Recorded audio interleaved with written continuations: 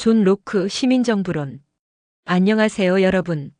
오늘 우리가 함께 탐험할 책은 인류 역사를 바꾼 위대한 고전, 존 로크의 시민정부론입니다. 1689년 한 철학자가 세상에 던진 질문이 있습니다. 왕은 정말 신이 내린 권력으로 우리를 다스릴 권리가 있는가? 이 대담한 질문은 혁명의 불씨가 되었고 오늘날 우리가 누리는 민주주의의 씨앗이 되었습니다. 자, 이제 시작해 볼까요? 1장 왕권 신수설에 맞선 대담한 도전. 1680년대 영국. 거리에는 긴장감이 흐릅니다. 왕과 의회가 충돌하고 사람들은 속삭입니다. 왕의 권력은 어디서 오는가? 당시 지배적인 이론은 왕권 신수설이었습니다.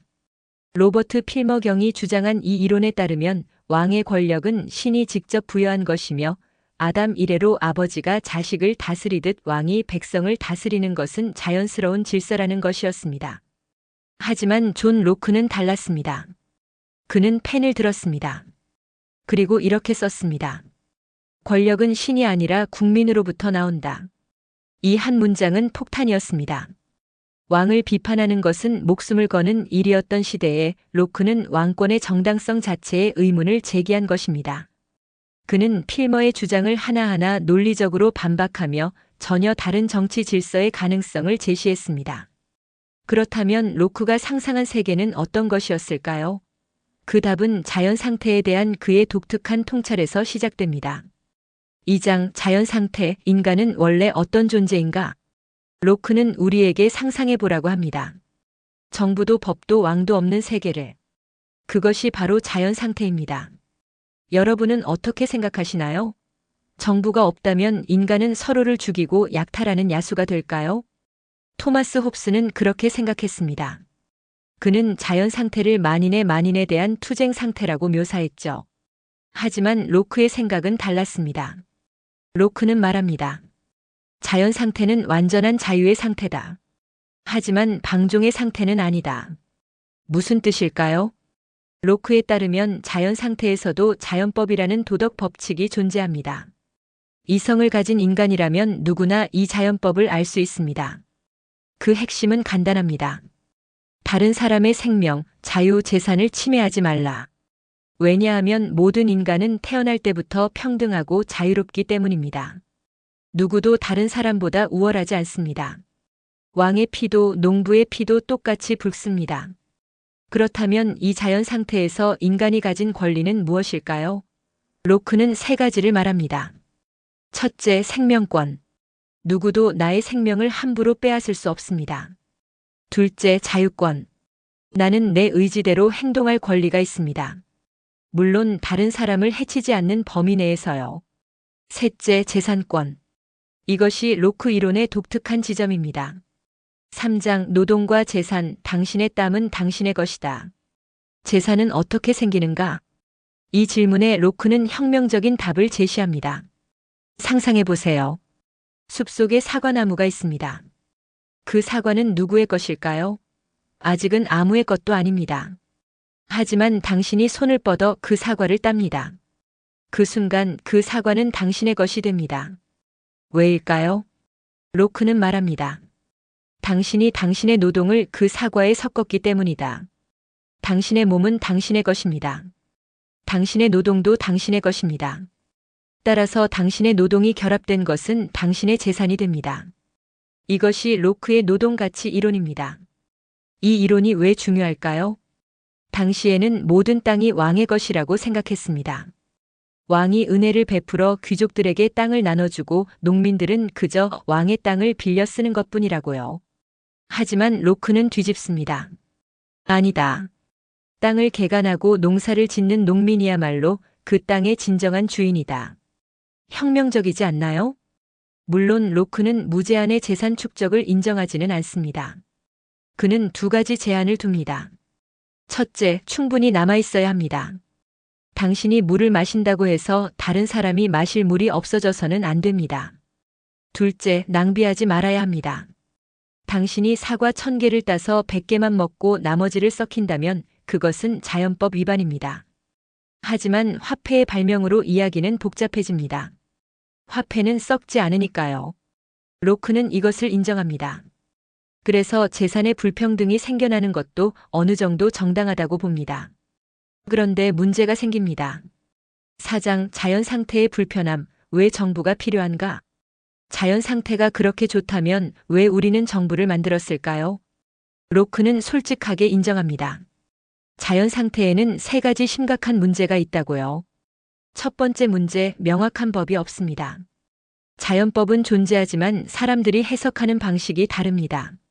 당신은 이것은 내 재산이다라고 주장하고 상대방은 아니다, 내 것이다라고 주장합니다. 누가 옳을까요? 판단할 기준이 애매합니다. 두 번째 문제, 공정한 재판관이 없습니다. 자연 상태에서는 각자가 자신의 사건을 스스로 판단합니다. 하지만 자신이 관련된 일을 공정하게 판단하기란 정말 어렵습니다. 우리는 모두 자기 편으로 기우는 경향이 있으니까요. 세 번째 문제, 판결을 집행할 힘이 부족합니다. 당신이 옳다는 것을 안다고 해도 상대방이 더 강하면 어떻게 하시겠습니까? 약자는 정의를 실현할 수 없습니다. 이 세 가지 문제 때문에 자연 상태는 불안정합니다.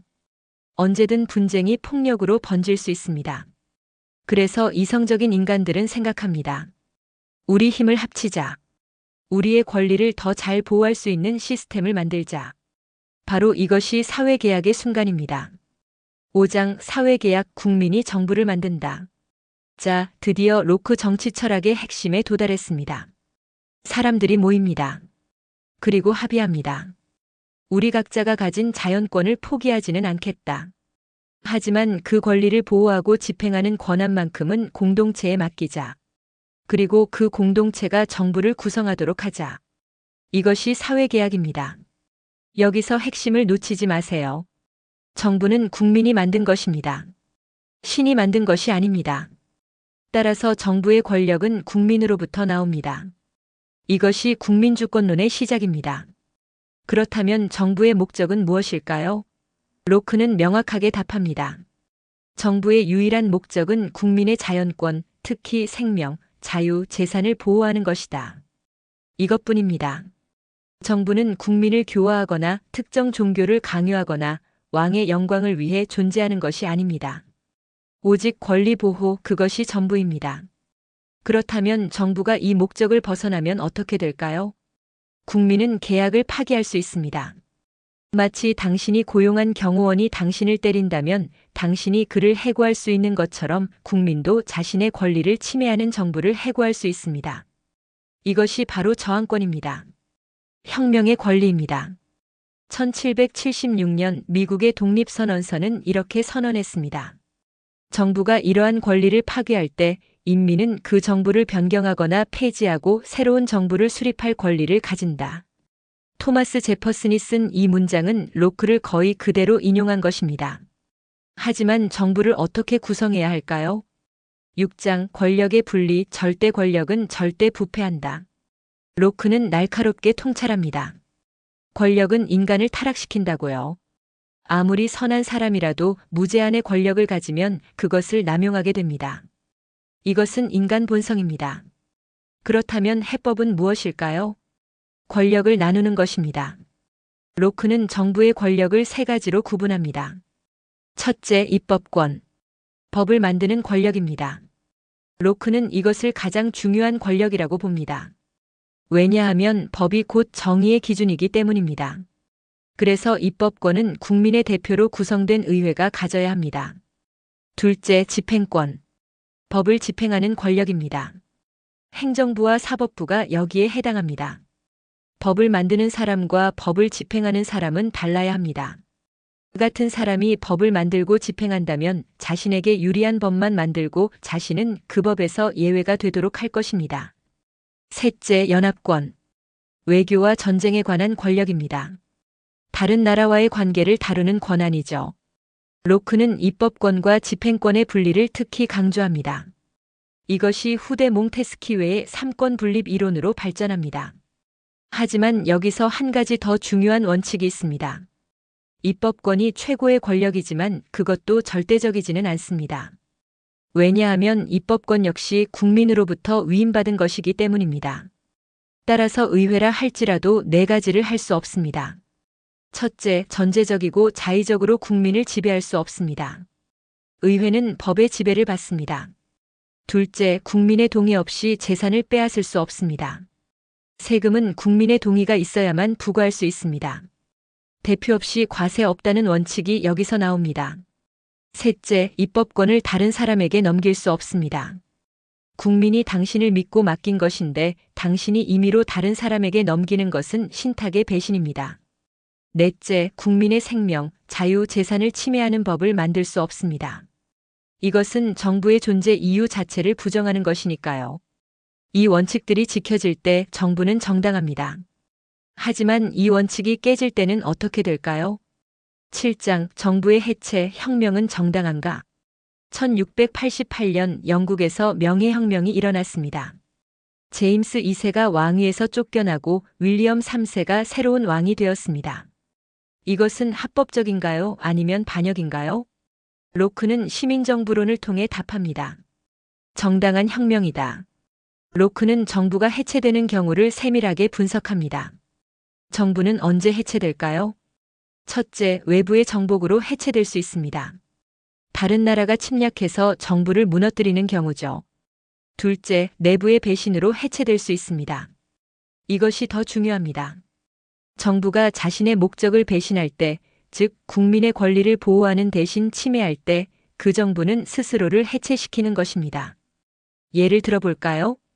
왕이나 집행부가 의회 없이 임의로 법을 만들거나 변경한다면 권력 분립 원칙이 깨진 것입니다. 왕이 국민의 대표가 자유롭게 모이는 것을 방해한다면 입법권을 파괴하는 것입니다. 집행부가 국민의 동의 없이 세금을 걷거나 재산을 몰수한다면 재산권을 침해하는 것입니다. 왕이 국민을 외국의 권력에 넘긴다면 신탁을 완전히 배반하는 것입니다. 이런 일들이 벌어지면 정부와 국민 사이의 계약은 깨집니다. 그리고 권력은 국민에게 되돌아옵니다. 국민은 다시 자연 상태로 돌아가는 것이 아닙니다. 사회는 여전히 존재합니다. 다만 정부만 사라지는 것이죠. 그리고 국민은 새로운 정부를 구성할 권리를 되찾습니다. 하지만 이것은 위험하지 않은가? 국민이 마음대로 정부를 뒤집을 수 있다면 사회는 혼란에 빠지지 않을까? 로크는 이 우려를 알고 있었습니다. 그래서 그는 답합니다. 실제로는 국민이 쉽게 혁명을 일으키지 않습니다. 사람들은 본능적으로 안정을 선호합니다. 작은 불만이나 실수 때문에 정부를 뒤집지는 않습니다. 혁명이 일어나려면 오랜 기간에 걸친 학대와 침해의 누적이 필요합니다. 정부가 일관되게 명백하게 국민의 권리를 짓밟을 때에만 국민은 일어섭니다. 그리고 로크는 날카롭게 지적합니다. 혼란을 만드는 것은 혁명을 일으키는 국민이 아니라 국민의 권리를 침해하는 폭군입니다. 집을 허무는 것은 도둑이 아니라 폭풍우다. 혁명은 결과가 아니라 반응입니다. 원인은 폭정입니다. 8장 로크의 유산, 세상을 바꾼 생각들. 1776년 7월 4일 필라델피아. 토마스 제퍼슨이 독립선언서를 낭독합니다. 우리는 다음과 같은 진리가 자명하다고 생각한다. 모든 사람은 평등하게 창조되었으며 창조주로부터 양도할 수 없는 권리를 부여받았다. 그 권리 중에는 생명, 자유, 행복 추구권이 있다. 이 문장은 로크의 시민정부론을 거의 그대로 옮긴 것입니다. 1789년 파리. 프랑스 국민의회가 인간과 시민의 권리 선언을 채택합니다. 인간은 자유롭고 평등한 권리를 가지고 태어나며 그렇게 살아간다. 또다시 로크의 메아리가 들립니다. 로크의 사상은 왜 이렇게 강력한 영향을 미쳤을까요? 그것은 로크가 정치를 완전히 새로운 방식으로 생각했기 때문입니다. 전통적으로 정치는 위에서 아래로 생각되었습니다. 신이 왕에게 권력을 주고 왕이 귀족에게, 귀족이 평민에게. 권력은 위에서 아래로 흐르는 것이었습니다. 하지만 로크는 뒤집었습니다. 아래에서 위로. 권력은 국민으로부터 시작해서 위로 올라갑니다. 국민이 정부를 만들고 정부의 권한을 위임하고 정부를 감시하고 필요하면 교체합니다. 이 역전이야말로 진정한 혁명이었습니다. 로크는 또한 권리에 대한 우리의 이해를 바꿔놓았습니다. 권리는 왕이 베푸는 은혜가 아닙니다. 권리는 우리가 태어날 때부터 가진 것입니다. 누구도 빼앗을 수 없고 침해할 수 없습니다. 정부의 존재 이유는 바로 이 권리를 보호하는 것입니다.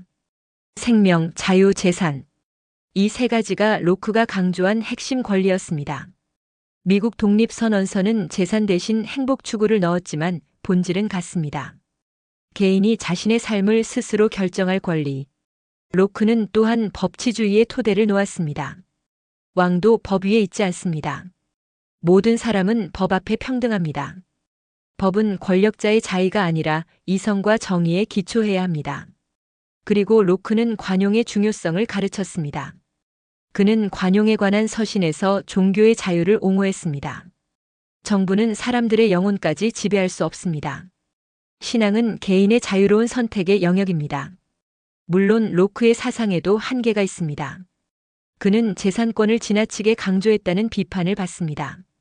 경제적 불평등 문제를 충분히 다루지 못했다는 지적도 있습니다. 또한 로크는 여성과 노예의 권리에 대해서는 침묵했습니다. 그가 말한 모든 인간은 실제로는 재산을 가진 백인 남성을 의미했습니다. 그럼에도 불구하고 로크의 핵심 통찰은 여전히 살아있습니다. 권력은 국민으로부터 나온다. 정부는 국민을 위해 존재한다. 국민은 자신의 권리를 지킬 권리가 있다. 이 원칙들은 오늘날 전 세계 민주주의 헌법의 기초가 되었습니다. 9장 현대적 의미. 로크는 오늘날에도 유효한가? 21세기를 살아가는 우리에게 17세기 철학자의 말이 무슨 의미가 있을까요? 놀랍게도 로크는 여전히 현재 진행형입니다.